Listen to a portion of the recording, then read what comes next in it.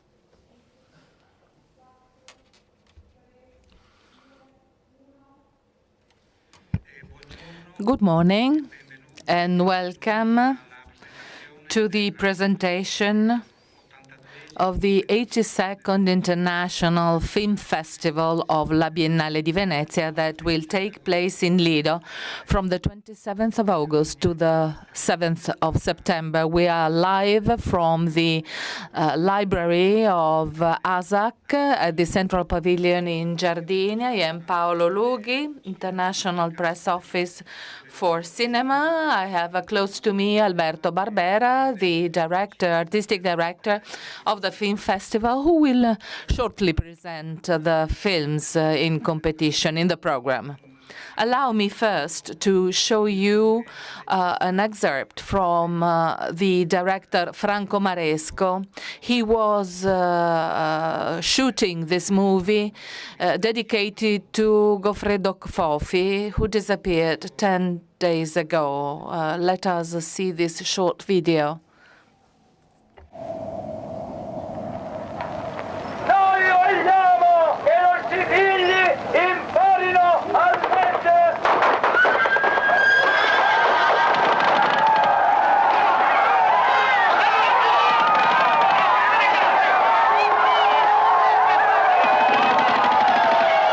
I hear you whisper, I'll always love you.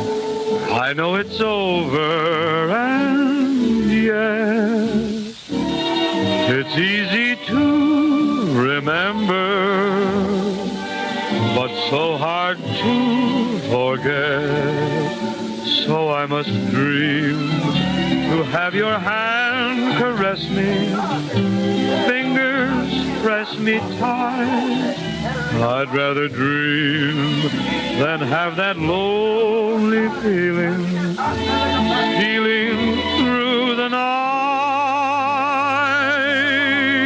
Each little moment is clear before me, and though it brings me regret,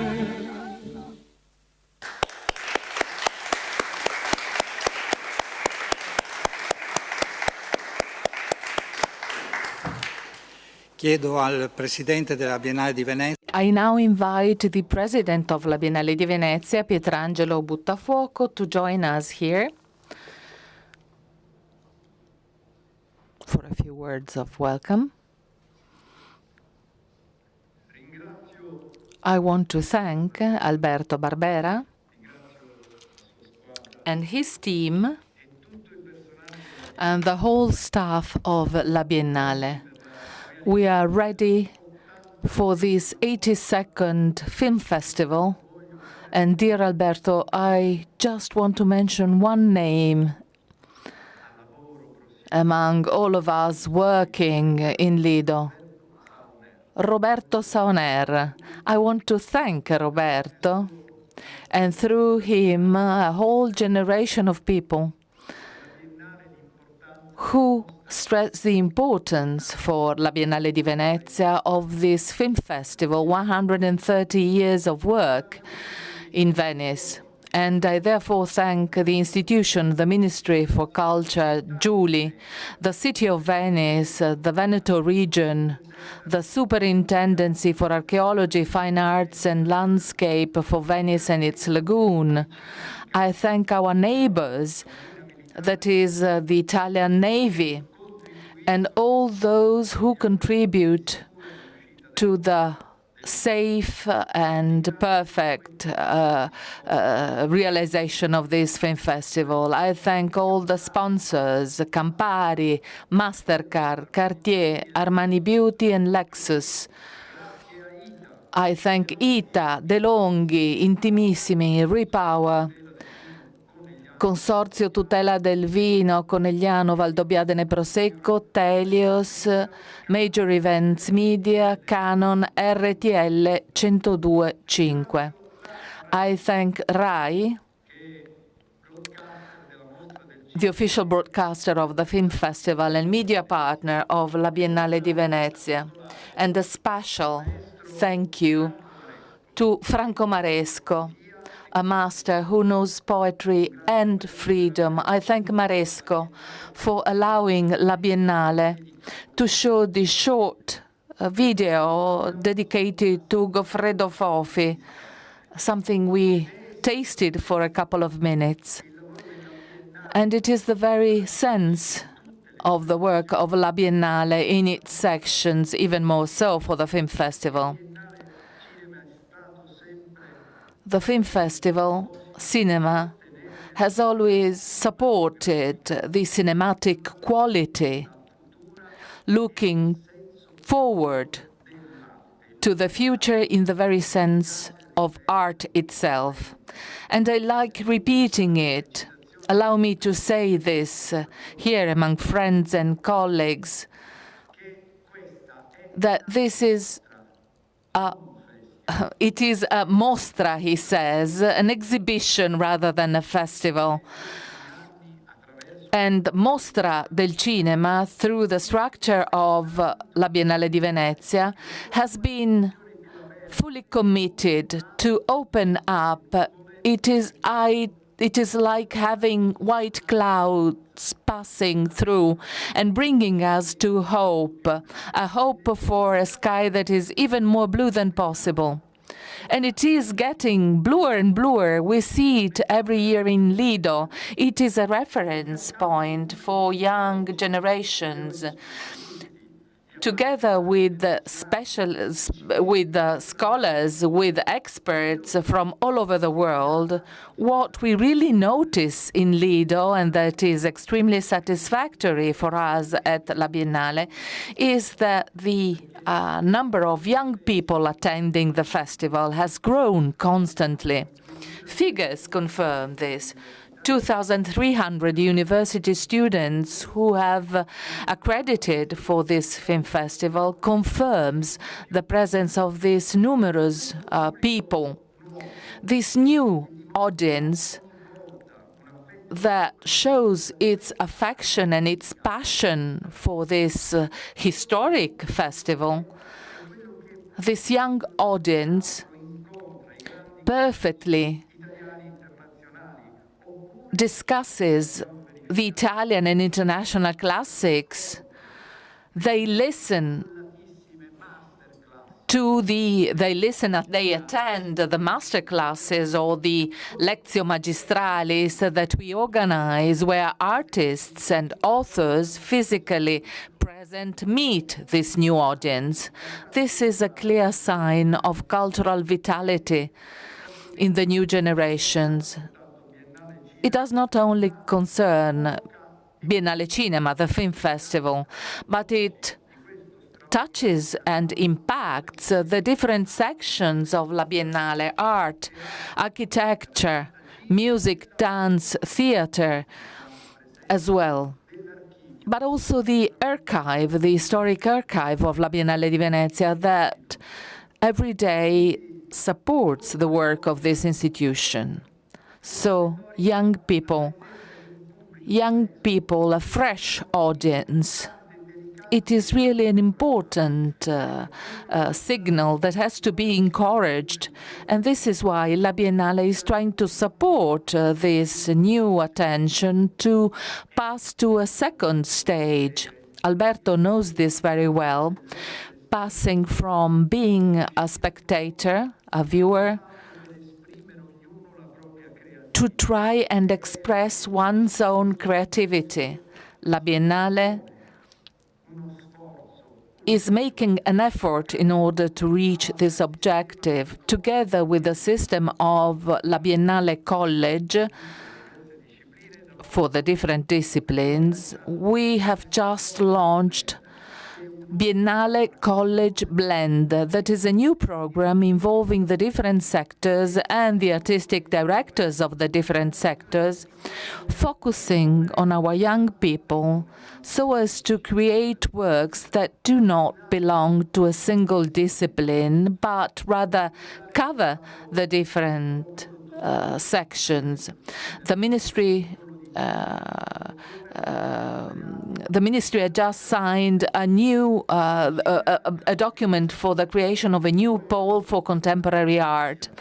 And I would like to inform you, and we are really very happy about this, that next year at the Arsenale in Venice, the new headquarters of the Historic Archive of La Biennale di Venezia will be inaugurated, a place for research, experimentation, study, but also production center. It is aimed at all those young people who come to Venice as they come to become apprentices. We believe that these projects make us believe in the growing of these young scholars. We grow trees and forests with faith in their growth, in the future growth. We have to be brave in order to believe in this growth.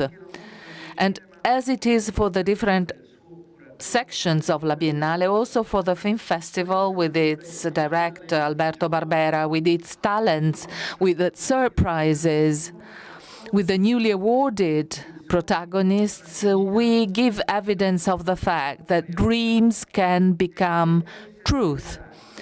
Being brave helps you cultivate hopes that bring you to being awarded. In this workshop, because this is the heart of the question, this is what the critical spirit helps us to do. We find an expressive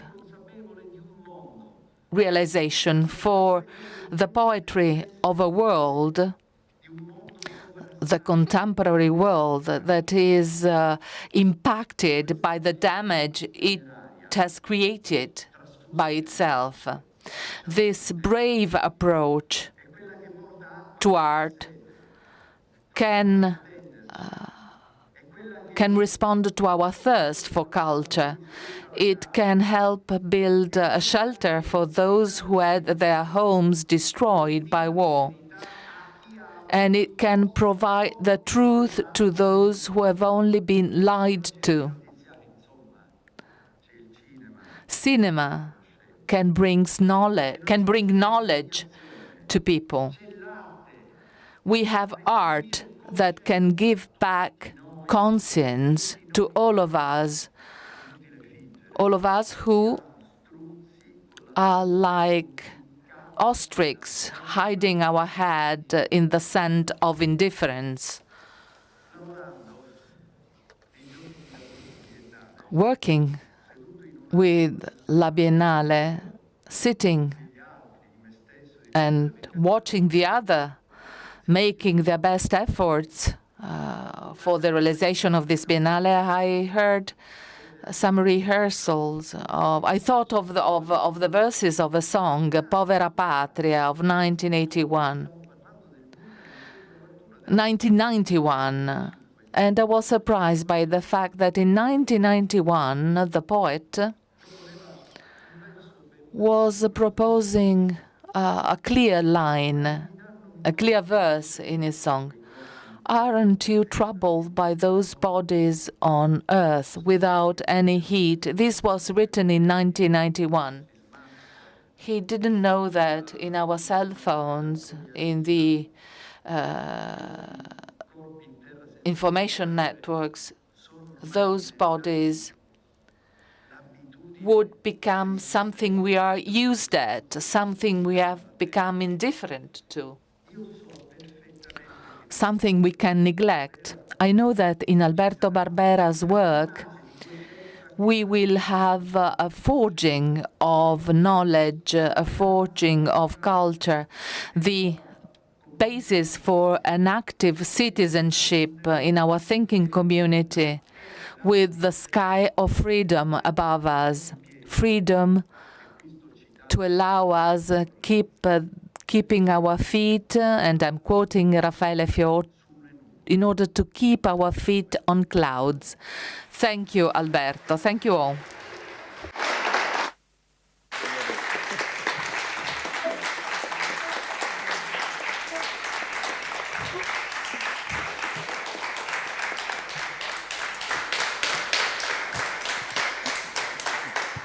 Allora, grazie Presidente. Thank you, President. The floor to Alberto Barbera. Good morning. Good morning also from me, and welcome. Welcome back to the annual presentation of the Film Festival program. Every year I promise I will be shorter. I will try this year as well. In order to do so, I will skip the preliminary information. I will spare you the ritual list of numbers on the films that have arrived, the 360-degree selection, the alternation of great masters and emerging talents, and the graphs on gender percentages, which, however, are in the press kit for the fans of these things. So no figures, and let's start immediately with the list of invited films. I would remind you that we have already announced a number of programs, Final Cut in Venice, for example, and the participation of the 3 focus countries in Venice Production Bridge, Morocco, Great Britain, and Chile. We have already announced the project participating in the 9th edition of the Venice Immersive that has become and will continue to be the reference competition in the world for all those who deal with this form of expression, virtual art, and its possibilities to create. From this moment onward, also distribution, because we are starting to put the foundations of a distribution market for immersive Venice. We have already announced the films in the Orizzonti short film section. I take the opportunity to remember the tribute to the film school founded and directed by Jane Campion, A Wave in the Ocean. We will present the 8 short movies produced by the students in this 10-month course. The 8th short film was sent in competition to the Orizzonti Corti. Let us start with the selected movies that have not yet been talked about. Biennale College Cinema. 4 films have been produced this year. In alphabetical order, Agnus Dei by Massimiliano Camaiti, Italy. One Woman, One Bra by Vincent Chogo, a co-production Kenya, Nigeria. Becoming Human, Paul and Lee, Cambodia, USA production. And finally, a film coming from India, Sri Lanka, Secret of a Mountain Serpent. We will see this during the first 4 days of the film festival. Each movie was made by drawing solely on the financial support made available by the grant made available by the Venice Biennale, which consists of 200,000 euros for each movie. Venice Classics, restored films, 19 of them. They have already been announced, but there are also 9 documentaries. The first is Mata Hari, 2 directors, Joe Beshenkowski and James Smith. It is a documentary on the film that David Carradine has been shooting for years and never finished, starring his daughter, Callista. Elvira Notari, Oltre il silenzio, Valerio Ciriaci, a documentary reconstructing the life and career of the first Italian female film director, as well as the most prolific, with a production that counts over 60 feature films and hundreds of short films and documentaries between 1906 and 1930, most of which, unfortunately, were lost.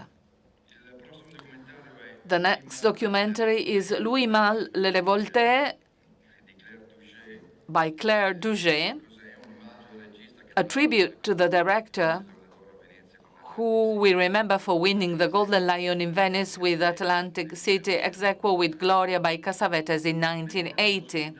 Memora de los Olvidados, Javier Espada, a beautiful reflection on the second unforgettable film by the young Buñuel.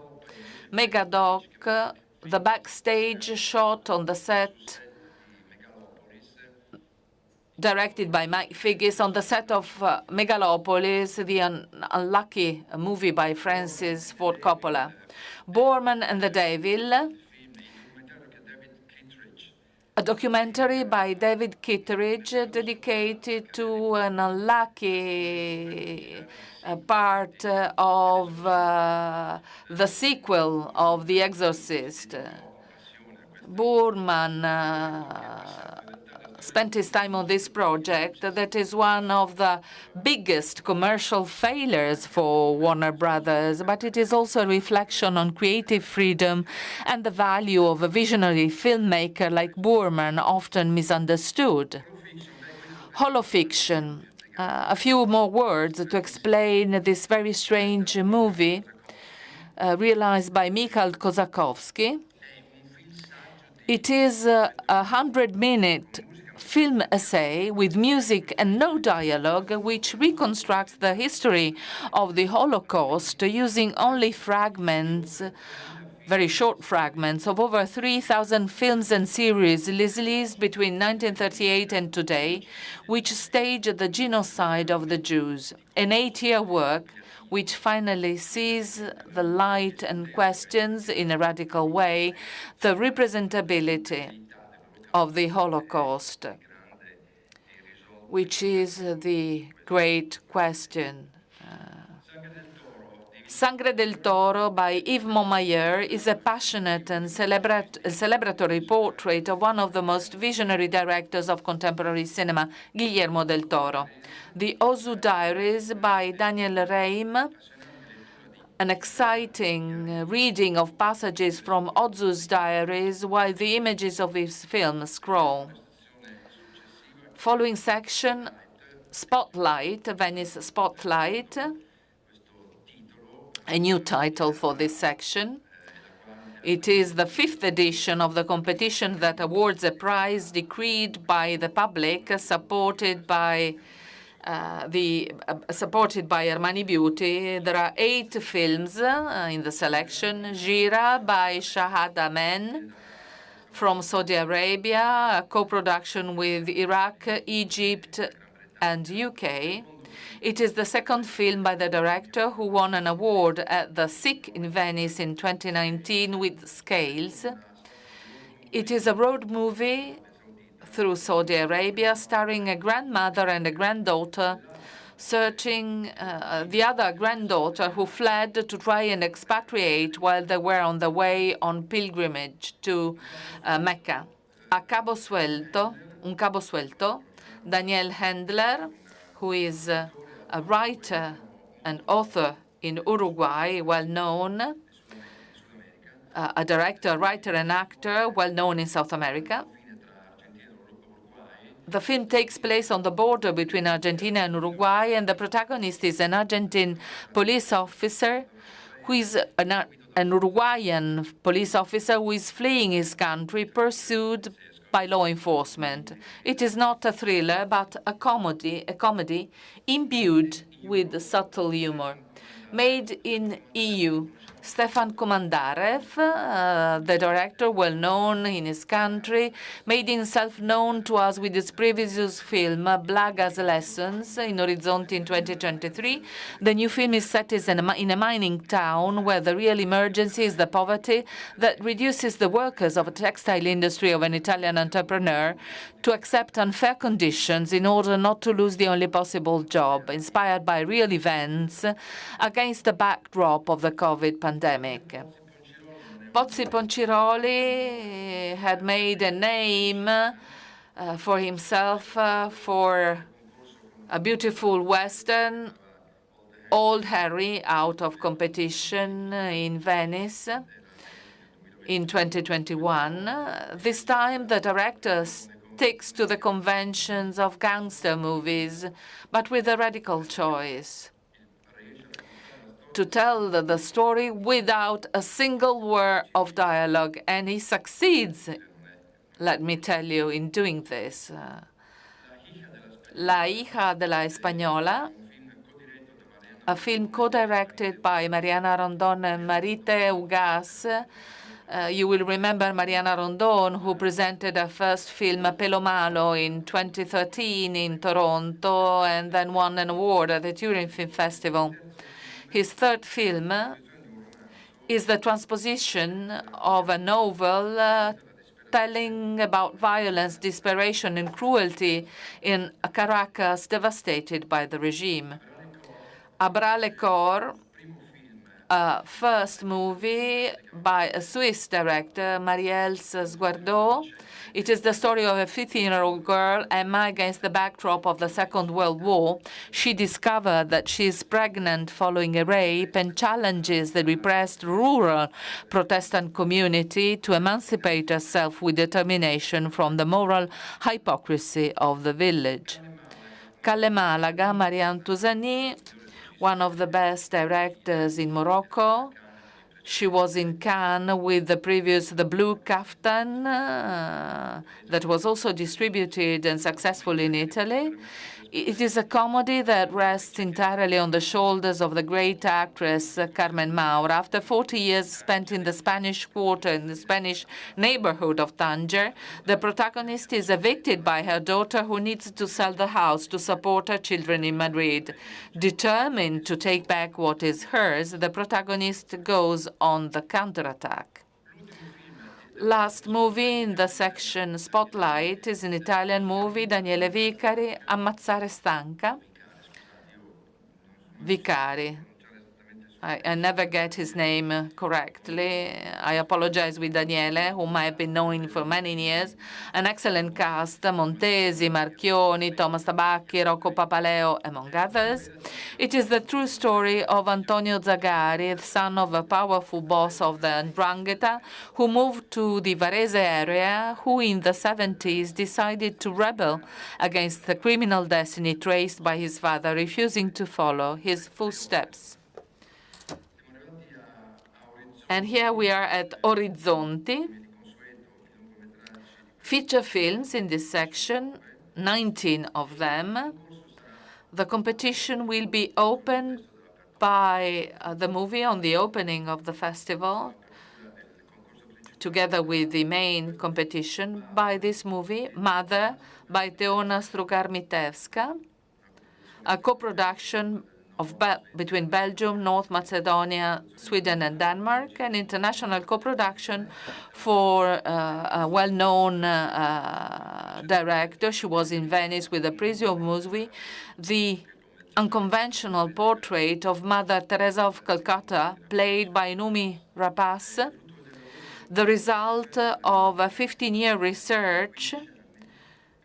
to restore the truth of a controversial, ambiguous, and not without contradictions character. Divine Comedy, I will not pronounce the title in Farsi, by Ali Asghari, the Iranian director Ali Asghari, who studied in Bologna after his degree in Tehran. He comes back to Venice, where he had already been twice, in 2014 with a short film and in 2017 with a feature film in competition at Orizzonti. Not unlike the previous ones, this film also reflects on what it means to be filmmakers, artists today in Iran, between censorship, bans, bureaucracy, tailings, and police raids. It does so in the form of a comedy, a very enjoyable comedy, by the way. Hiedra, the first film from Ecuador in competition in Venice, the third feature film by the director, who is well known abroad, the dramatic story of a mother looking for the son she abandoned after birth. An Italian movie in Orizzonti, coming back, Carolina Cavalle. She was in Venice with Amanda a few years ago, a unique case of a debut that has obtained wide international distribution. This is a second movie with Benedetta Porcaroli as the protagonist, and there is a lot of expectation for her new movie. Strange River, a debut movie by Jaume Calaret Muxart. I hope I said his name correctly. It is an ambitious first film, a coming of age that tells of a teenager on vacation with a family along the German banks of the Danube, a journey that inevitably coincides with the discovery of himself by virtue of the encounter with the mysterious boy who appears and disappears during the movie. Lost Land, a movie by a Japanese director, the third movie, who has always been interested in cases of people who have emigrated to other countries that are not always friendly with immigrants. In this case, the movie follows the vicissitudes of two children, brother and sister, belonging to the Rohingya minority, who are prosecuted in Myanmar, forced to flee to escape prosecution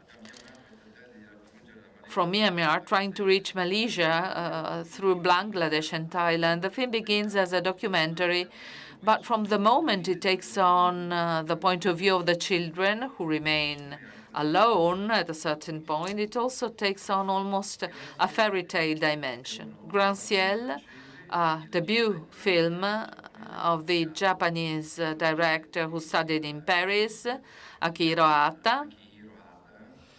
He graduated from FEMIS in France, in Paris. This is his first film, and it is a strange combination of elements of social denunciation and references to science fiction cinema.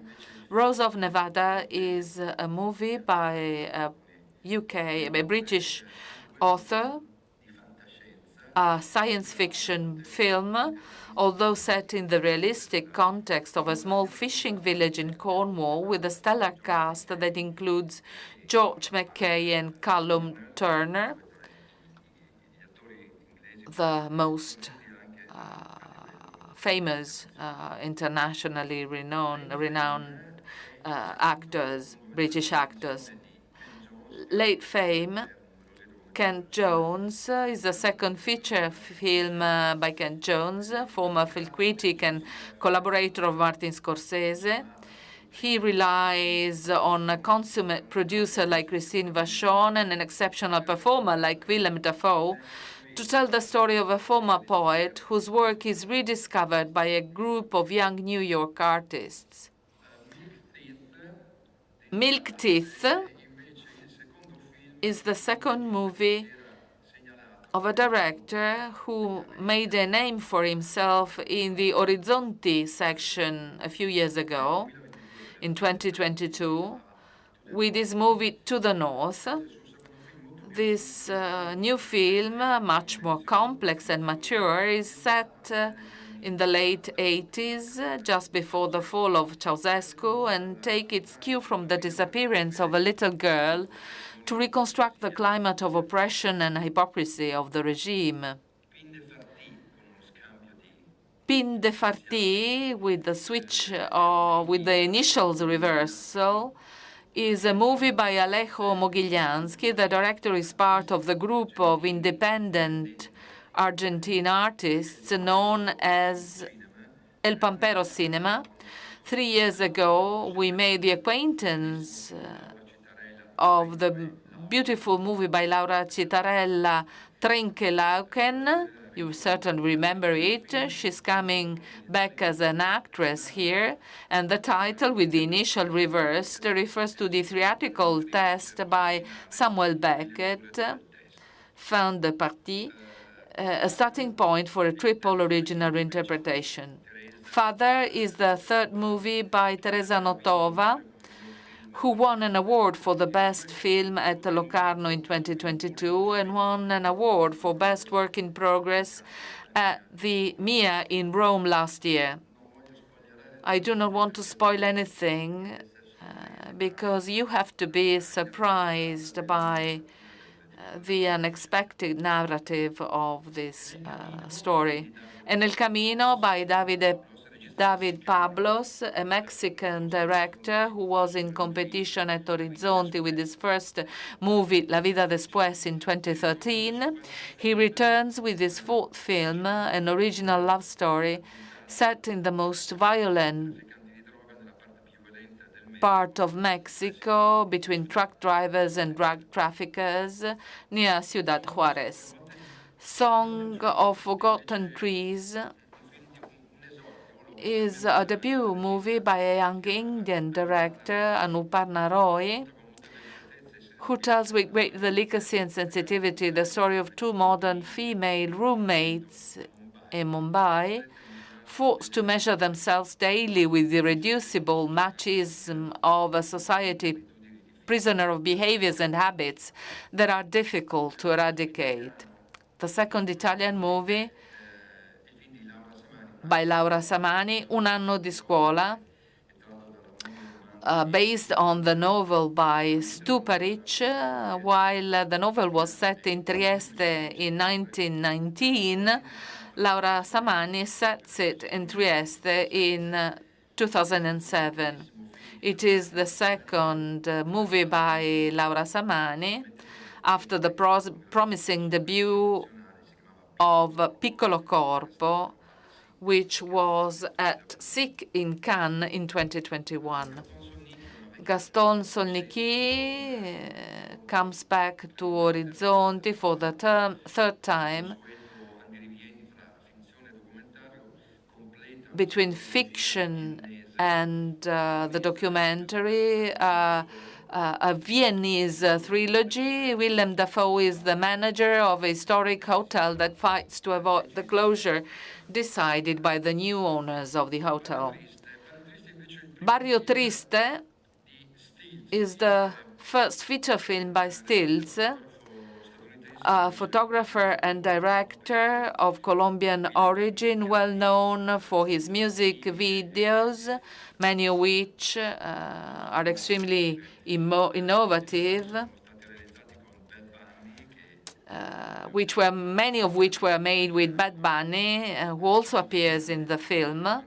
The film is partly related to the late Harmony Korine. From Thailand, Human Resource, the debut film of this Thai director. I will not dare to pronounce his name, Nawapul Tarom Grattanarit.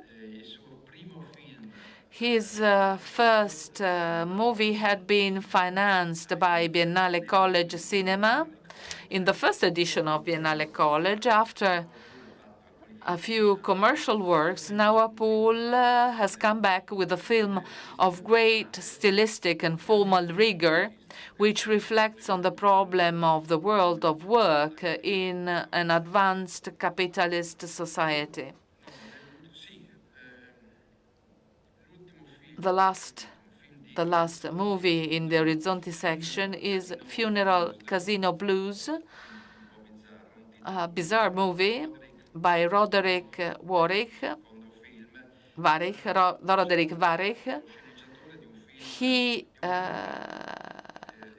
He's the co-writer of a movie that was in competition in Venice in 2023, The Theory of Everything.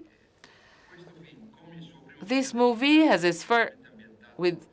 a first film as a director, is entirely set in Bangkok, a sentimental melodrama, a film of social denunciation,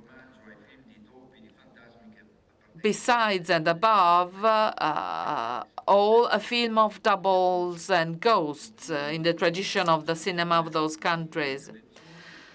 This was for the Orizzonti competition. And then we have out of competition, starting with the 3 short films we are presenting out of competition. One has already been announced. It is the short by Jan Arthus Bertrand that will be screened at the pre-opening of the Venice Film Festival, together with the restoration of Queen Kelly. It is an act of love for Venice and a strong reminder to reflect on the delicacy of its ecosystem that risks disappearing. The second short is by Rachid Bouchareb, co-produced by France. While waiting for a next feature film on the same theme, Bouchareb has made this short, 21 minutes, with archive pieces on the nuclear tests carried out in the Sahara Desert by France during the occupation of Algeria, with damage to health and the environment that still remain, and for which France has never acknowledged its responsibility. The last short, out of competition, is the latest work by Charlie Kaufman, a peculiar director, a co-production between US and Greece, shot in Athens, How to Shoot a Ghost, a visual and sound poem following the ghost of 2 young people who had disappeared, a queer Lebanese translator and a half-Irish photographer. In the words of the director, they wander the city together, finding consolation in the difficult beauty of life and its consequences. Series. Out of competition, 4 series this year.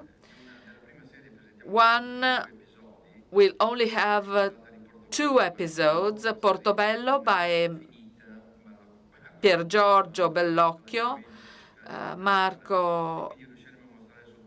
Piergiorgio is trying to complete it with Fabrizio Gifuni as a protagonist. The other series instead are presented in full. Un Prophète by Enrico Artal, an 8-chapter series inspired by Jacques Audiard's masterpiece, which won the Grand Jury Prize in Cannes in 2009, and is written by the same screenwriters of that film. Enrico Artal collaborated to the writing of the film, a French production that has been entrusted to an Italian director. He became known in Venice with his first film in 2013, Il Terzo Tempo, and then returned to competition in Orizzonti in 2023 with Il Paraiso, which deserved 2 awards, Best Actress and Best Screenplay. A new series by Hagai Levy. He was in Venice with his previous series in 2021, based on Bergman's Scenes from a Marriage. This new 6-episode miniseries is based on the writing of Etty Hillesum, the young Dutch writer whose diaries, written in Amsterdam in 1941-1942 under Nazi occupation before being deported to Auschwitz, and are among the brightest and most courageous testimonies of the 20th century. Her books sold a lot in Italy. I repeat, the brightest and most courageous testimonies of the 20th century. The latest miniseries produced by Stefano Sollima, Il Mostro, The Monster, 4 episodes, a reconstruction based on the original documents and the investigation in the so-called Monster of Florence case, a cold case, as they say, a detailed reconstruction of involving the first suspects who were condemned and then turned out not to be guilty. Maybe Sollima will tell us something about the follow-up, because it stops at the eve of the coming on the scene of Pacciani. The Italians will certainly remember about him. Another section, a small section, music documentary. Every year, the festival presents at least one documentary about a singer, songwriter, or a band. This year we have 4 of them, so we have decided to dedicate an entire day to the relationship between cinema and music. The first is Nino, 18 giorni. The first is the unconventional portrait of one of the Napolitan singer-songwriters most loved by the public, not only in Italy, Nino D'Angelo. And the documentary was made by his son, Tony D'Angelo. Piero Pelù, Rumore Dentro. Piero Pelù was the frontman of the Liftiba, who had to withdraw after an accident that made him a victim of acufenes.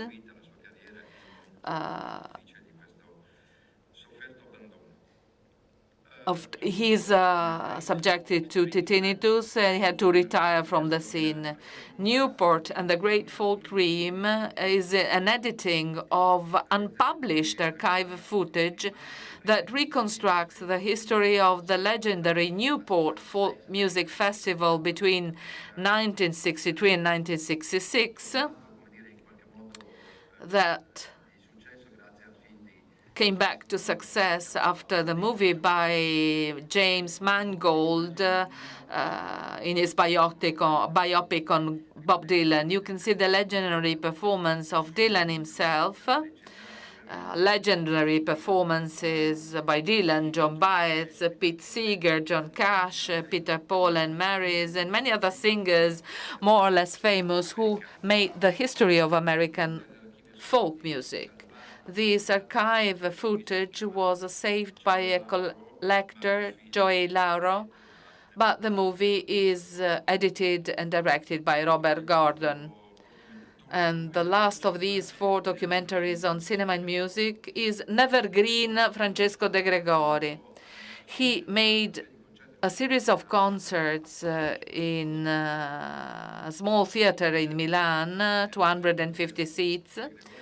The title is Nevergreen because he decided to replay a series of songs from his past that had never been particularly successful and therefore had become Nevergreens. And contrary to what he usually does, De Gregori introduces the songs in public and creates duets with other singers, Malika Yan, Elisa, Giovanotti, Ligabue, Zucchero, and Amedeo Bianchi. Out of competition, non-fiction, many documentaries, 15, more than usual, a sign that this segment of audiovisual production is growing. both in terms of quality and attention from the public. And we can only be happy about this because documentaries are really excellent in this section. We start with an Afghan director who lives in the Netherlands today, Abuzar Amini, Kabul Between Prayers, an observation of the daily life of a young Taliban who leaves the countryside to serve at an armed checkpoint in the capital controlled by the Taliban.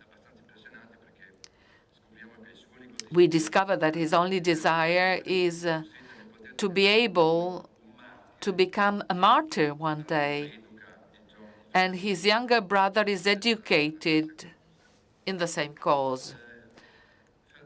Ferdinando Scianna, you need no presentation. Ferdinando Scianna is one of the best-known Italian photographers. He was the first to be admitted in the Magnum agency in Paris. The documentary is by Roberto Andò. As Scianna was a source of inspiration for him, as Andò himself was for Tornatore. Mark by Sofia is the portrait of the designer Marc Jacobs. Sofia Coppola has been a friend of his for a long time. She reconstructs his career and the years when both were young, the New York Nights and the street show organized with Spike Jones by Sofia Coppola herself, a very lively documentary. I Diari di Angela, capitolo terzo, the third chapter of the reconstruction by Yervan Chanikian with his wife Angela Riccilucchi. She disappeared a few years ago. They portrait and collaborate with the writer Lucrezia Lerro, who gives voice to the intimate writing of Angela Riccilucchi, telling about the artist's poetics and her illness. Janikian points out that it is a political movie. What is personal is political, they used to say in the past. And so it is easy to understand why we can say this about this movie. Ghost Elephants, we decided to tribute the Golden Lion for a lifetime achievement to this director who continues to work. We will have the world premiere of his latest documentary, Ghost Elephants, in pursuit of the tracks of a mysterious herd of ghost elephants in the jungles of Angola. As exciting as a thriller, as is often the case for Herzog's documentaries. They seem to be fiction, sci-fi movies. Jiang Kei, My Father and Gaddafi, a documentary co-produced. She's the daughter of the greatest political opponent of Gaddafi, a human rights activist. She reconstructs his life and his disappearance at the hands of the Libyan dictator with the use of rare and precious archival film documents showing the responsibilities of Italian colonialism in Libya and the atrocities committed against the local population. The Tale of Cillian, the new documentary by Tamara Kotevska. She had earned a double Oscar nomination with the previous film, Honeyland. This new work stages the story of a farmer and his unlikely but real friendship with the stork in the country where there is the highest number of storks in the world, against the backdrop of the economic crisis of agriculture in North Macedonia, which has forced many farmers to emigrate in search of work. Nuestra Tierra the long-expected new movie by Lucrezia Martel, a documentary that is co-produced by Argentina, US, Mexico, France, Netherlands, and Denmark. It took many years of work, both to complete the necessary research and to find a complete form to reconstruct the case that revolves around the murder of Javier Chocobar, an indigenous man killed in 2009 in the province of Tucumán by white men trying to expel the indigenous community from their land for a mining project, a case that became famous in Argentina for a trial that is reconstructed in the movie. And Lucrezia Martel contributed to shed light on this dramatic episode in the history of the country. Remake by Ross McIlwee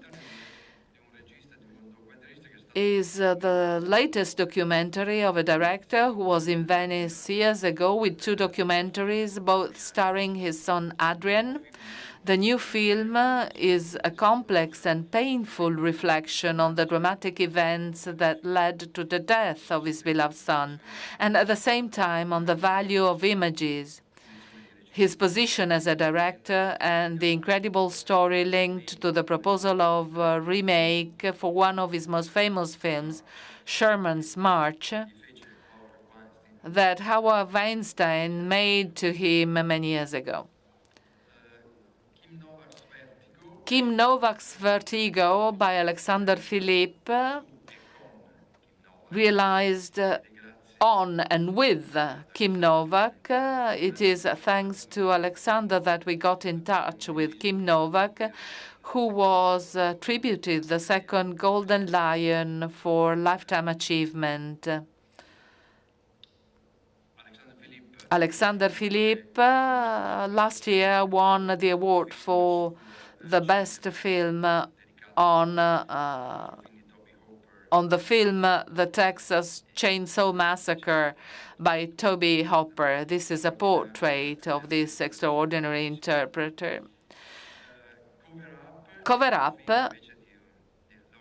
by Laura Poitras. She doesn't need any presentation. She won the Golden Lion in Venice in 2022. It is a portrait with Mark Obenhaus, a portrait of one of the most famous American investigative journalists, Seymour Hersh. Not many know about him. He's shy and obsessive. It took many years to convince him to stand in front of a camera. Seymour Hersh is the author of the most important reports in the 1950s in the U.S., starting from his research on chemical weapons trials in the 1950s, banned by Nixon in the following years, but also the famous the famous story of My Lai, the massacre of My Lai with Abu Ghraib, or the numerous misdeeds in South America by CIA, and many others. Retracing his career between ups and downs, we always have downs as well, it is a way to reread the American history of the second half of the 20th century, realizing how many are the dark and deviant sides of the politics of a country that grew up sheltered by the myth of the cradle of democracy. Broken English is a documentary dedicated to Marianne Faithfull. In the months preceding her death, the 2 English artists, who are also a couple, organized a series of interview sessions with the former singer, set in a very original context of fiction films, entrusted to the conduction of two great actors such as Tilda Swinton and George McKay, with great use of archival footage and photographs of great interest. Notes of a True Criminal is a documentary by Alexander Rodnyansky and Andrei Alferov. We know Rodnyansky, a great international producer of some of the most important movies awarded in the most important European festival. He was sentenced in absentia to 8.5 years for his statements against the invasion of Ukraine. Rodnyansky was born in Kiev, but he lived in Moscow for many years. He had his company there. He was forced to run away from Russia, not to be jailed. With this documentary, he tells the stories through archive footings of the Second World War. Documentaries, his own documentaries and images from scientific films directed by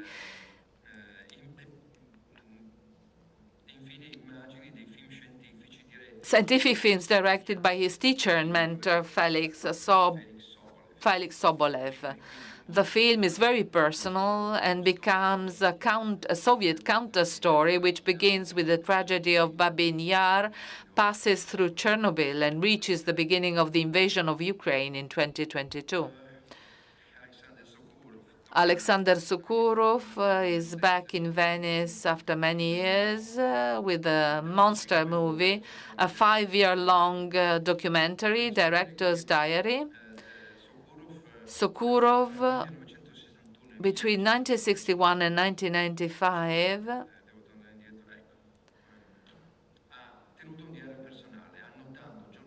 kept a daily diary noting large and small events, not only for the Soviet Union, or small daily events. He decided to transfer these notes into a 5-hour film that year after year shows excerpts from popular films of the time and popular films of the time, but also Soviet propaganda footage. It is not easy to follow. You have to maintain 3 different levels of reading for this movie, but it is extremely interesting. It talks about our history in the second half of the 20th century.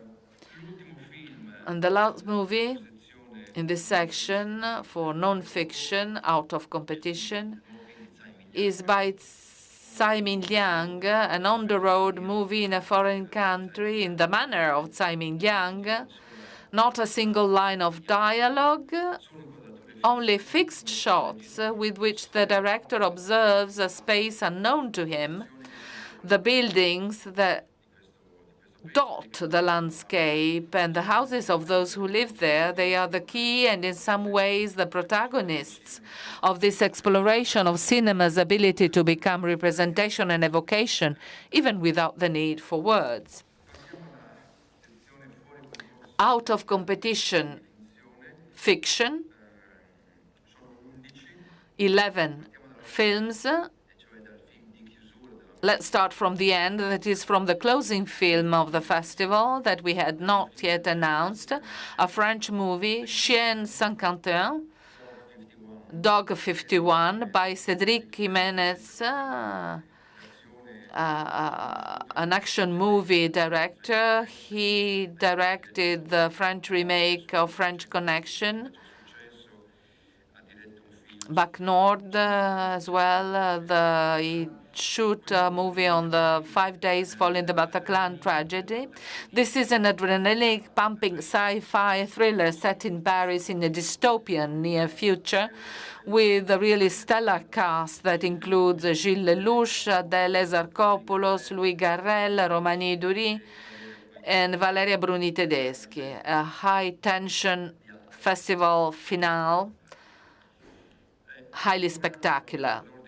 Then, in the usual alphabetical order, for the directors, Sermon to the Void by Hilal Baydarov. Maybe you remember him. He was in competition years ago. He comes from Azerbaijan. He was in Venice in 2019 with the movie Mother and Son. In the meantime, he has found a mentor who believes in him a lot, Carlos Reigadas. No need to present him.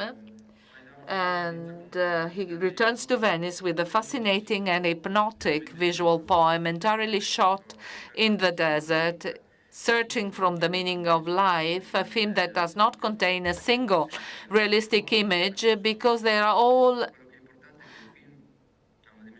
electronically processed and colored.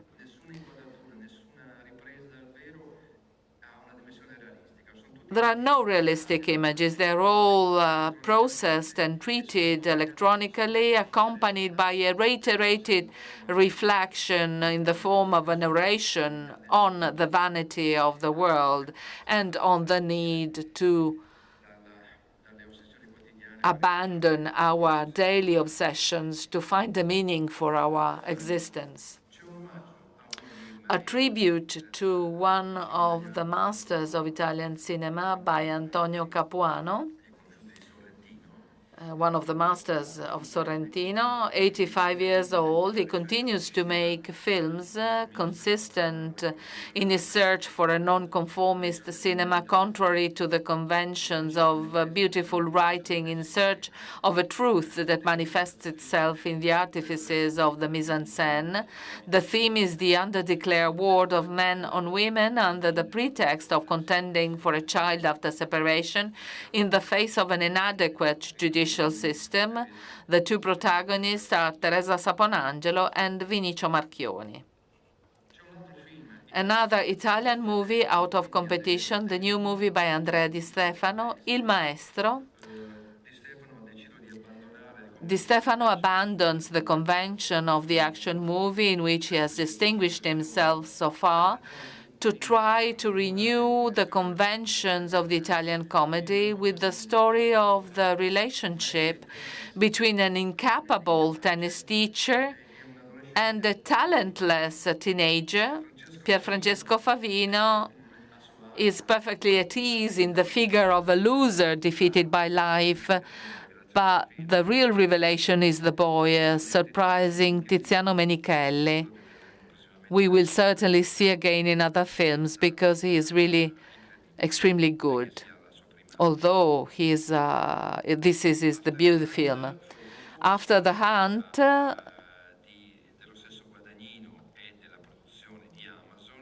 because of a decision by Luca Guadagnino and Amazon production out of competition, another all-American film for Luca Guadagnino, although the film was entirely shot in London.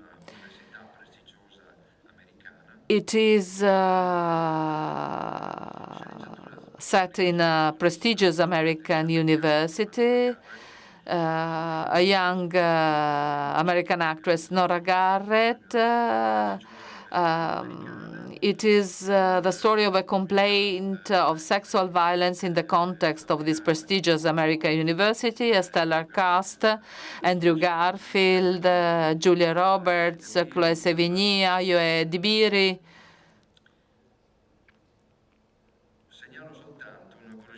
Allow me to tell that this first time that Julia Roberts will step on the red carpet of the Venice Film Festival, so we are very happy to have her in Venice.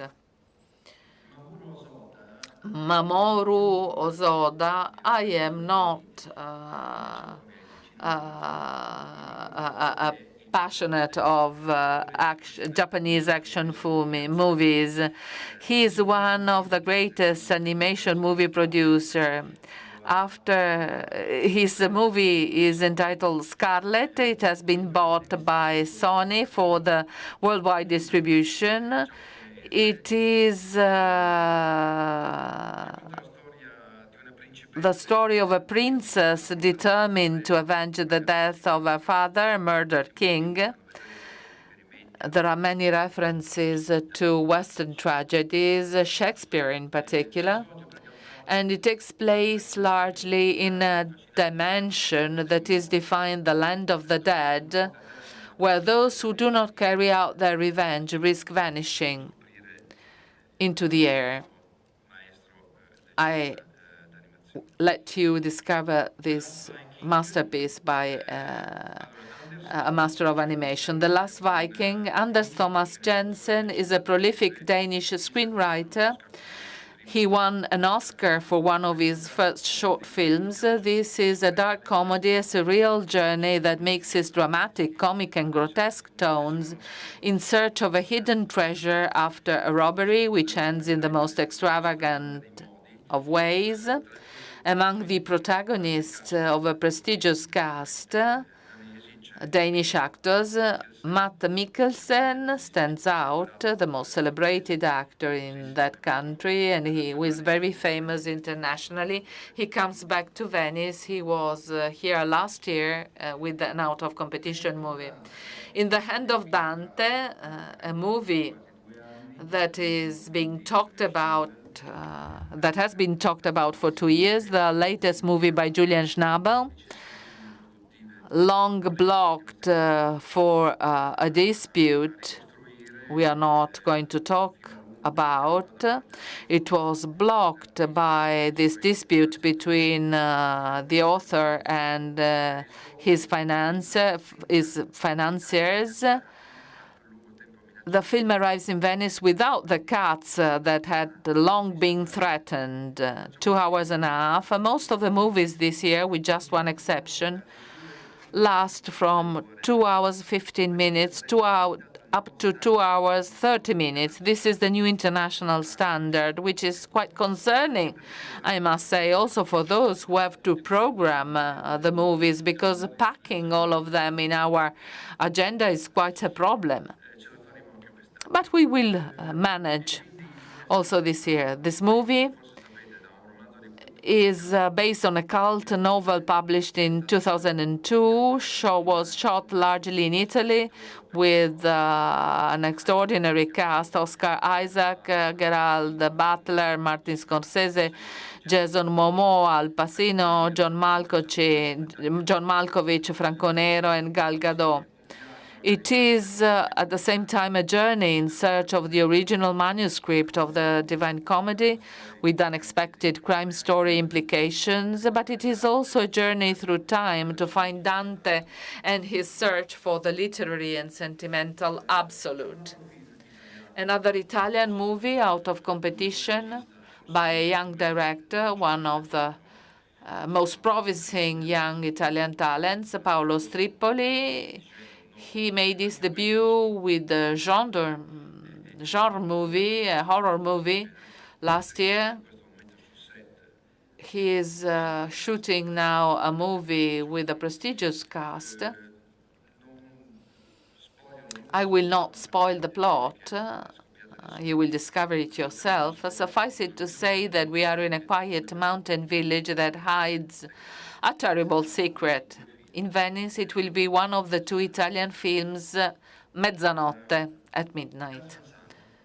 Gus Van Sant, it is the happy return of one of the protagonists of independent American movie. He had been absent since 2018 because he made television in the meantime. It refers to something that happened in reality. A broker who was a guy kidnapped the director of a loan agency, denouncing that he had been scammed and demanding compensation and apologies. The protagonist is Bill Skarsgård, and there is also an important interpretation by Al Pacino. We are happy to have Gus Van Sant back to cinema with a beautiful movie. The last movie in this section out of competition, it is the last Italian movie out of competition, Orfeo, a debut movie by Virgilio Villoresi. Virgilio Villoresi, Tuscan by birth but Milanese by adoption, is an appreciated director of experimental films, music videos, and commercials for major fashion houses. He is well known abroad.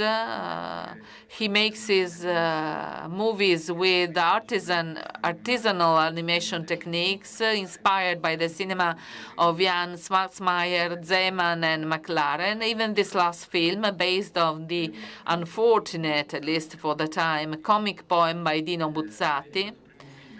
It is an entirely self-produced and self-financed movie, a bit in the manner of Coppola, if you pardon the comparison. It is made by contaminating live footage and graphic animation that aims at visual effects of great suggestion and originality. It is the second Italian film at midnight, mezzanotte. Last section, 21 films in competition this year, one less than last year. I always hope I can manage to go down to 18 movies, but every year I have to exceed that number.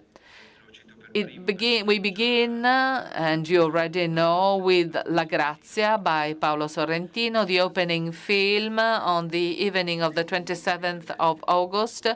I am not anticipating anything so as not to spoil the surprise of a movie that really bets on its originality. In alphabetical order, another expected movie, The Wizard of the Kremlin, by the homonymous novel by Giuliano da Empoli, with a screenplay written by Assayas himself and Manuel Carrero, who also appears in the film in a quick cameo. As I imagine you all know, the film tells the irresistible rise to power of Putin through a fictional character of his spin doctor, played by an extraordinary Paul Dano, while Putin is an equally impressive Jude Law. Also, this movie is 2 hours and a half. Jay Calais, the new film by Noah Baumbach, the third movie in competition in Venice by Baumbach, a comedy written in collaboration with his wife, Greta Gerwig, and shot largely in Italy. At the center, a successful actor in an identity crisis played by George Clooney, in a great shape, and at his side, many actors, Adam Sandler, Bill Kudrup, Laura Dern, and many others. Kautan Ben Anya had emerged in Orizzonti with the first movie. She was in competition 2 years ago in Cannes. She's back to Venice with this movie, The Voice of Hind Rajab, one of the movies that will most impress the audience and the critics. And I hope there will be no polemics.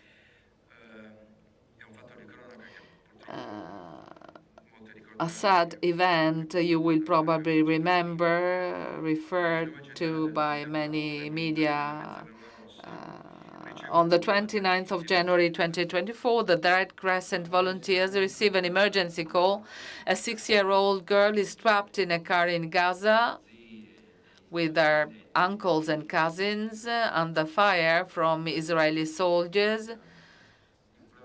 She begs to be rescued. She's the only survived in the car. I am moved if I think of the movie. While trying to keep her on the line, the volunteers of the Red Crescent try to do everything they can to get an ambulance to her, using the authentic existing audio recordings of the telephone calls between the girl, the volunteers of the Red Crescent, the uncle who lives in Germany, and the mother who lives close to the place where the event took place. Kautar Benania reconstructs the tragic episode. The telephone calls are authentic, I must remember this. House of Dynamite, different dimension, the expected comeback of Catherine Bigelow. Her latest movie was in 2017, and it is therefore a great pleasure to greet her back in competition.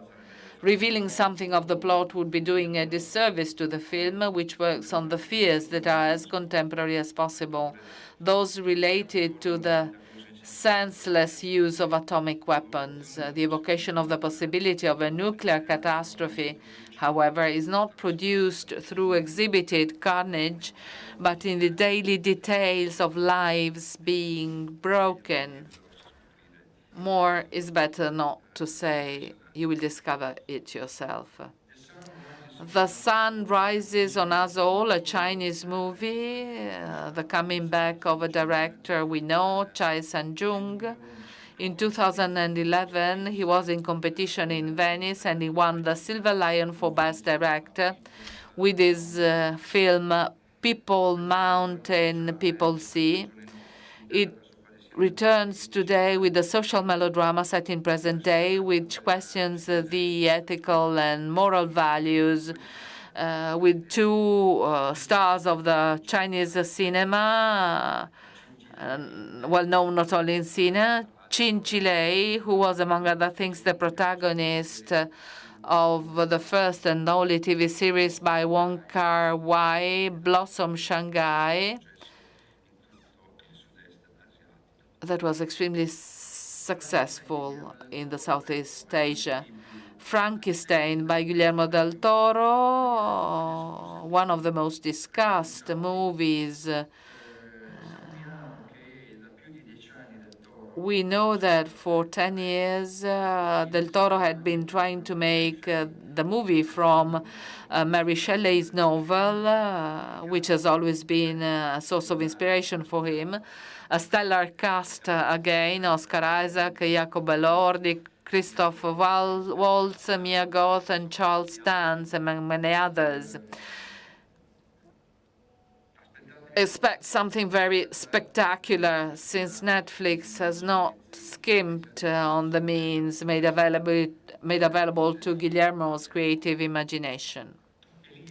Elisa by Leonardo di Costanzo is the second Italian movie in competition in Venice. For his fourth fiction feature film, Leonardo di Costanzo worked on a book by one of Italy's leading criminologists, Adolfo Ceretti, Gingio, for his friends, in collaboration with Lorenzo Natali, another criminologist. The book is entitled I Wanted to Kill Her, Io volevo ucciderla, and a very successful novel, and is a true story of a murderer who killed her sister and tried to do the same with her mother, perhaps also with her father.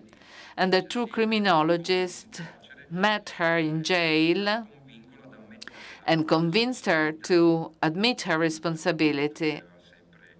She had refused to recognize us until that moment. The two criminologists support the so-called restorative justice, an extremely topical theme. A pied d'oeuvre, the seventh movie by Valérie Donzelli, the first time in competition in Venice. There is a novel at the basis of this movie, a successful novel in France, not translated in Italian, the story of a successful photographer who abandons everything to devote himself to writing. He discovers that he has suddenly become poor and has to invent a way to survive in order to achieve his goal. He lives in a basement, a case of resilience to try and materialize one's own dream. Bastien Bouillon is very good at interpreting with delicacy and irony the role of an individual willing to do any job, even the most humiliating, in order to safeguard his freedom. Silent Friend is the new movie, the 6th or 7th movie by Ildiko Enyedi, one of the most important Hungarian directors. It is shot in different eras, 3 episodes, the first in 1908, the second in 1972, and the third in 2020. It is shot with different supports, the first in 35 millimeters, the second 16 millimeters, and the third in digital. They all revolve around the idea that plants and the vegetal world have a decisive influence on humans and can help determine the existence. In addition to many German actors, the film was shot entirely in Germany, in the Botanical Garden in Marburg and in Cologne. In the first episode, we find Tony Leung as a protagonist, the actor we awarded with the Golden Lion for a Lifetime Achievement a couple of years ago. And then we have Lea Seydoux in a small role, but above all, a gigantic centuries-old ginkgo biloba tree, which is perhaps the authentic protagonist of the film. The Testament of Anne Lee, the new movie by Mona Fastvold, the third movie, written with her husband, Brady Corbett, and also shot in 70 millimeters, but like The Brutalist, but slightly shorter, 2 hours and a half as well.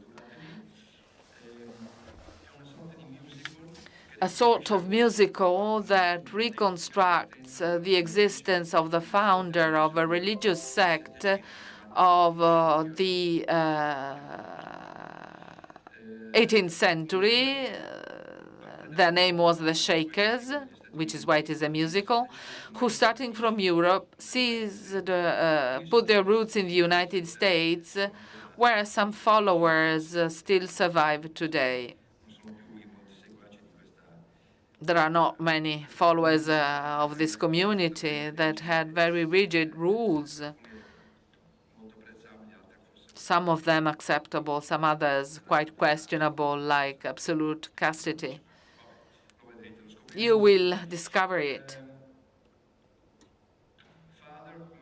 Father, mother, sister, and brother. The first time, Jim Jarmusch, he was never in Venice before. It seems incredible.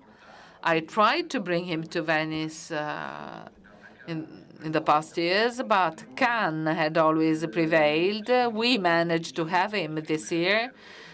We are particularly happy because it is a 3 episodes movie with an incredible cast, with Kate Blanchett, Adam Driver, Charlotte Rampling, Tom Waits, Vicky Krieps, India Moore, and Lika Sabat, and many others.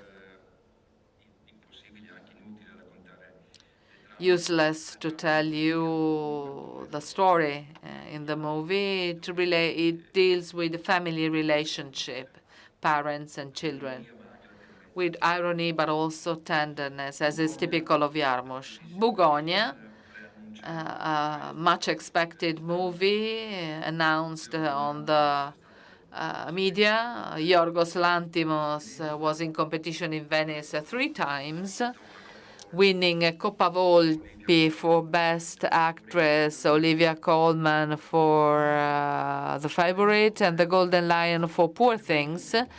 This is the remake of a Korean movie of 2003, not too well known, which is why I will not spoil the story of the movie. It is a sci-fi story with lots of surprises. The protagonist is Emma Stone, her third collaboration with Lanthimos.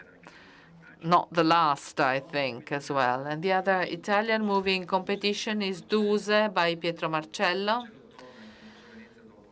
who returns to Venice after Martin Eden, with which Luca Marinelli won the Coppa Volpi for his best performer.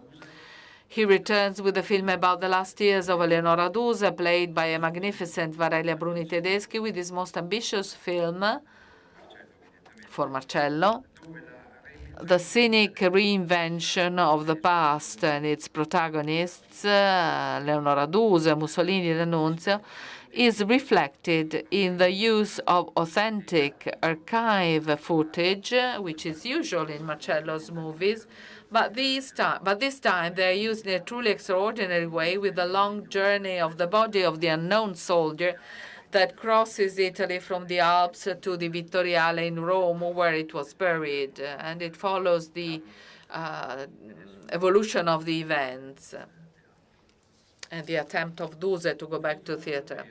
Un film fatto per bene, the fourth Italian movie in competition this year.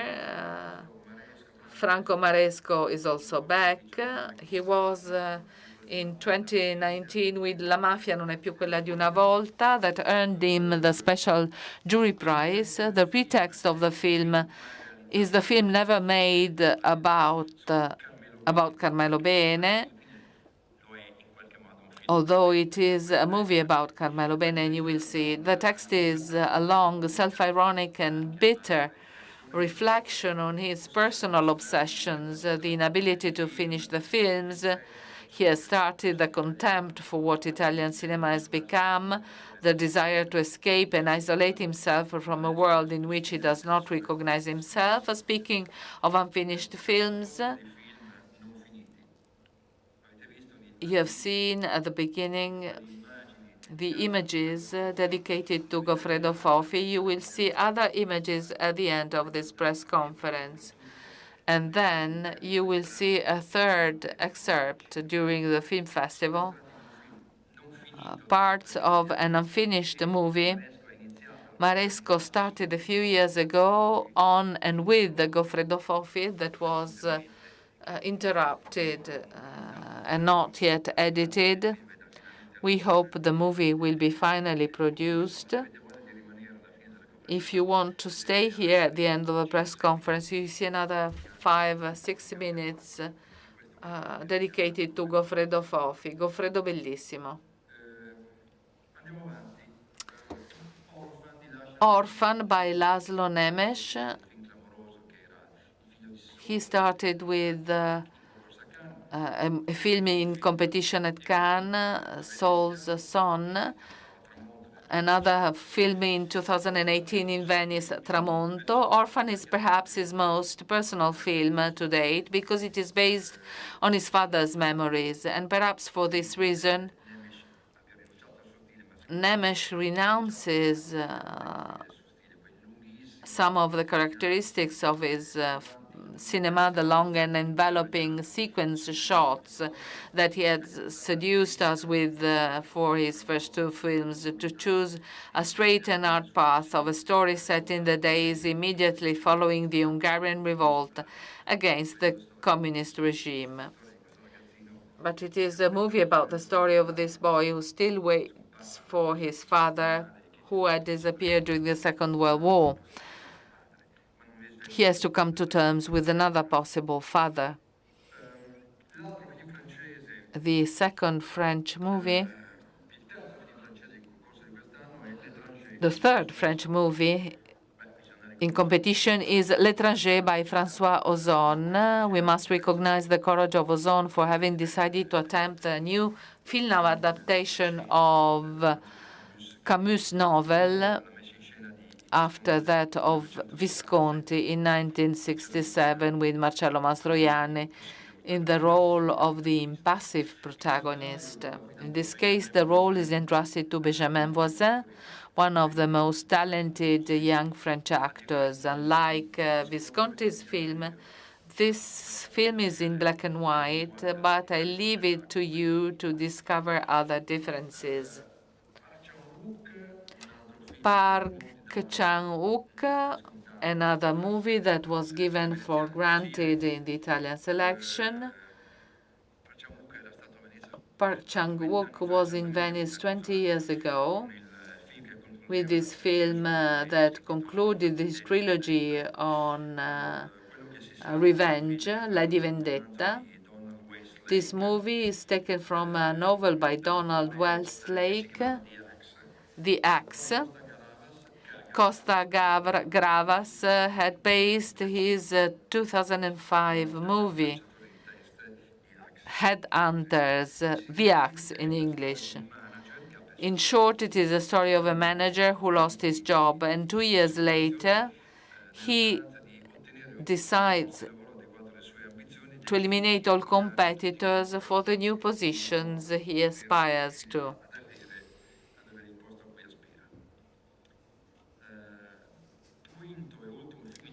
Fifth and last Italian movie in competition, Sotto le nuvole, Gianfranco Rosi. There is certainly no shortage of documentaries on Naples, but just a few escape the temptation of local color. Rosi's new film is an exception, not only because it is shot in black and white. Rosi spent 3 years in Naples in order to compose an affectionate and philosophical, even ironic mosaic that brings together past and present grave robbers and firefighters, archaeologists and prosecutors in the Republic, the humanity of a street teacher, and the echo of a war in a Syrian ship carrying grain from Ukraine. You will discover the movie yourself. Benny Safdie, one of the two brothers, who is alone in the creation of this movie. Also, his brother is working alone to another movie that will be screened in the autumn, The Smashing Machine. It is the real story, the true story of Mark Kurt, a wrestling champion of the 90s, played by Dwayne Johnson, who is himself a wrestling champion, better known as The Rock before becoming an actor. Next to him, we have Emily Blunt in the part of his wife in a memorable performance. Last movie, and we have come to the end of this long list of titles, is the first film by Shu Qi, one of the greatest actresses in Asian cinema, the muse of Hu Xiaoxian. She interpreted at least 3 of his movies 3 times, The Millennium Mambo and The Assassin. Shu Qi wrote it over a decade and then made it in a relatively short time, immediately after being a juror here in Venice a couple of years ago. It is a film about the condition of women that spans several generations. All the women in the film, mothers, wives, and daughters, resist the different challenges their family of origin, even before society, imposes on them. We have come to an end. Did I forget anything?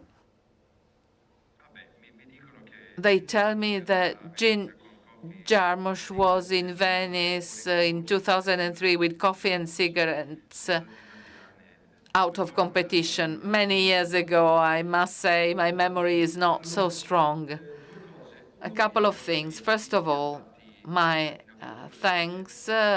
President Buttafuoco started by thanking everybody at the beginning of this press conference. My gratitude goes to President Buttafuoco, who has supported me in these 2 years of activity, granting me full freedom of movement and selection. I want to thank Andrea Del Mercato, the best general manager of La Biennale, although he's very shy, Deborah Rossi, who also directs the Historic Archive for Contemporary Arts.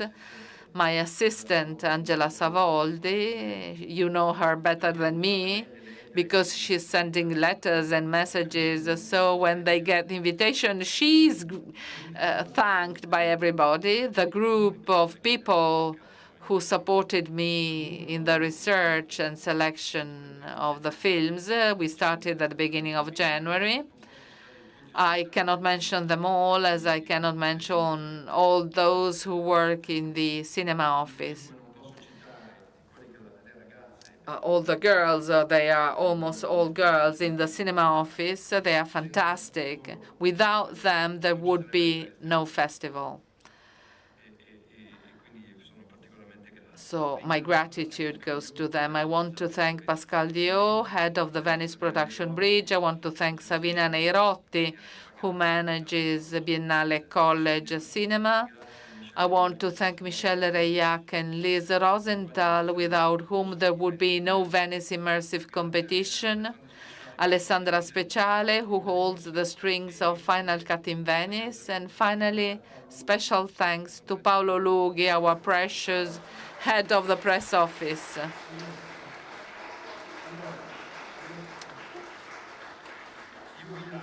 Before closing, we will show you another clip, 6-7 minutes from this Franco Maresco's unfinished film about Goffredo Fofi.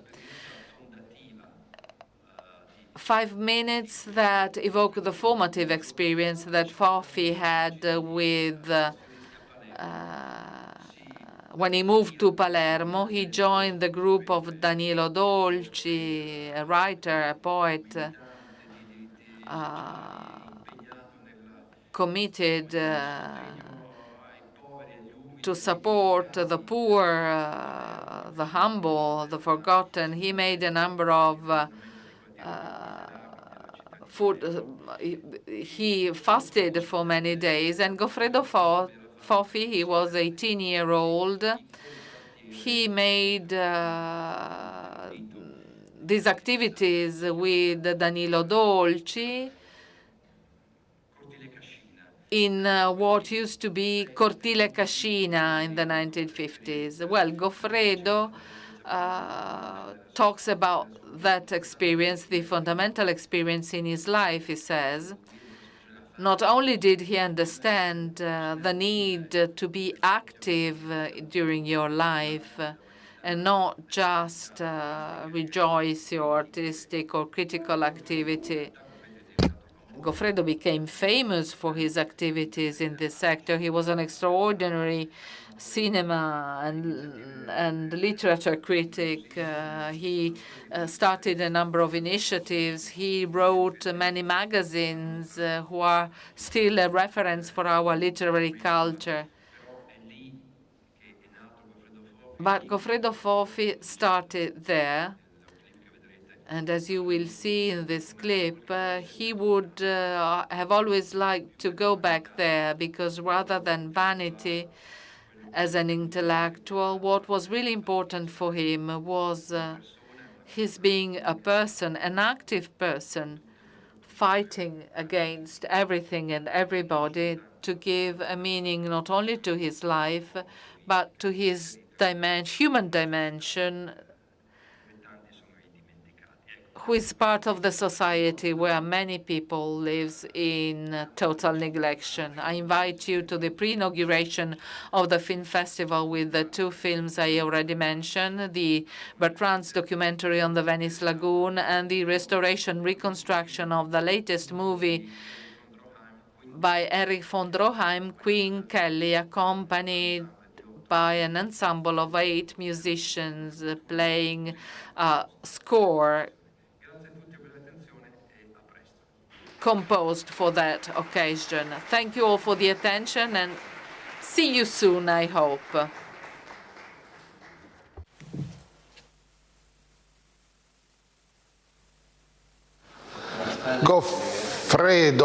Goffredone. Ciao. Ciao. Come va? Grazie per essere venuto. Non dire scemenze. Mannaggia. È brutto essere vecchi. Sì. Come è brutto essere vecchi? È brutto. Mi vedi? È brutto essere vecchi. È brutto, siamo brutti. Siamo brutti.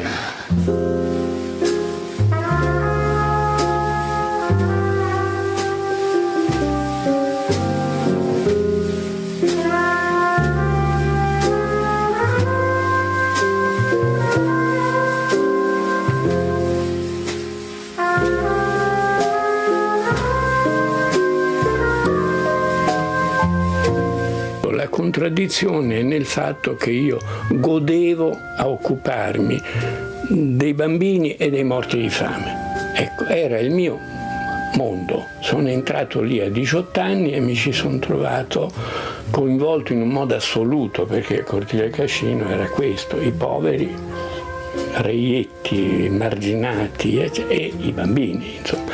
Lì mi sono costruito le mie idee, anche sulla letteratura, anche sul cinema, anche su tutto il resto. Il resto è venuto veramente molto dopo. E questo è quello che mi manca di più oggi. Se fossi giovane ripartirei da lì, non certo dallo scrivere libri o fare il critico.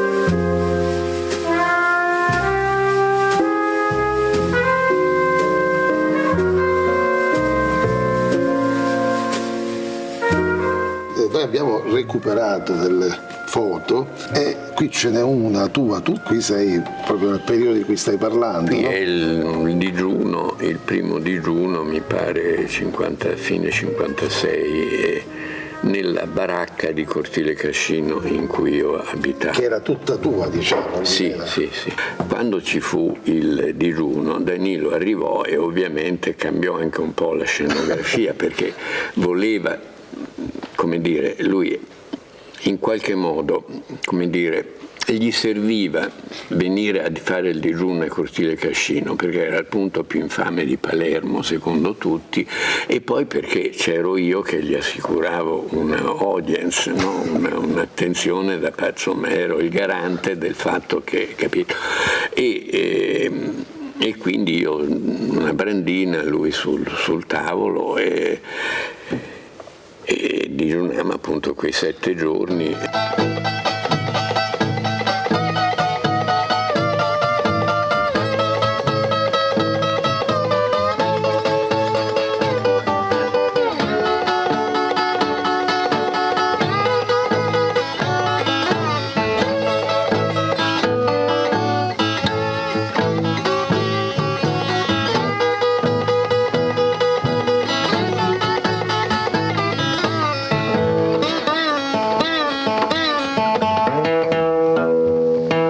I primi giorni tu soffri la fame, poi entri in un altro stato in cui non te ne frega più niente di mangiare.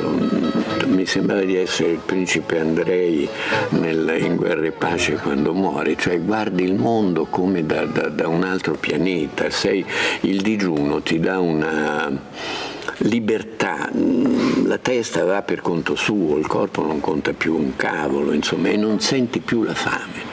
Al 4º giorno io proprio finiva la fame e ero una specie di beatitudine, gli ultimi 2 o 3 giorni erano proprio... Così devono essere esperienze mistiche. Sì, un'esperienza mistica.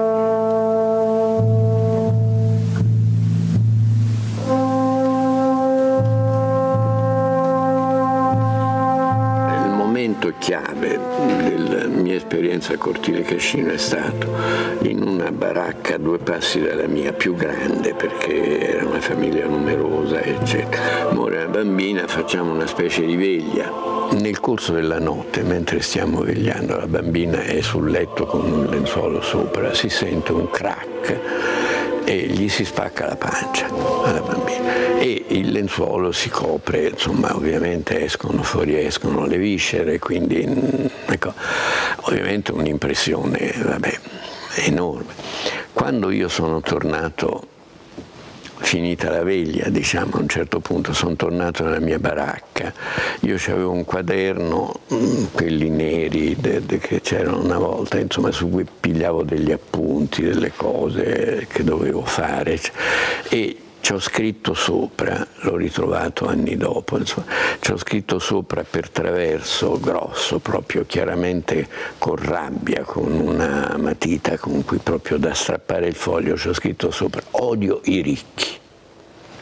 Che mi fa impressione ripensarci, però ti ripeto, per me di tutto quell'anno lì, quello è stato il momento chiave, proprio perché lì ho detto: qui no.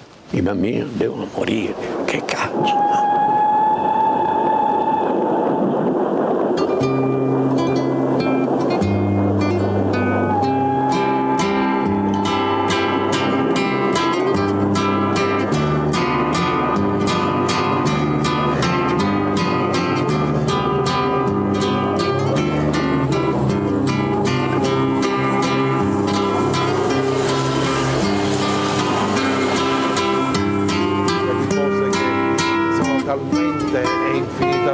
Tante che una nega l'altra.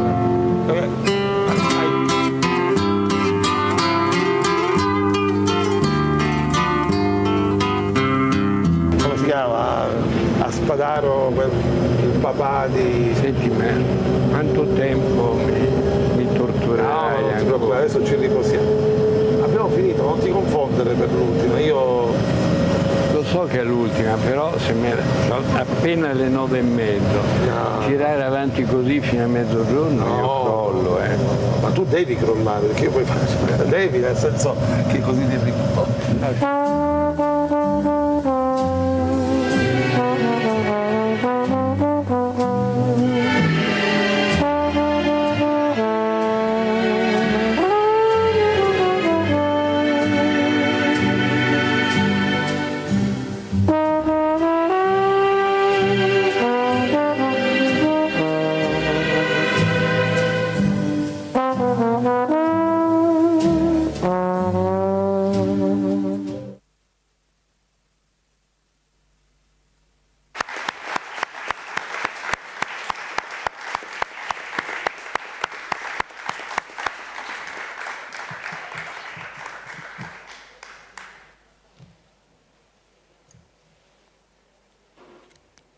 Finita, eh?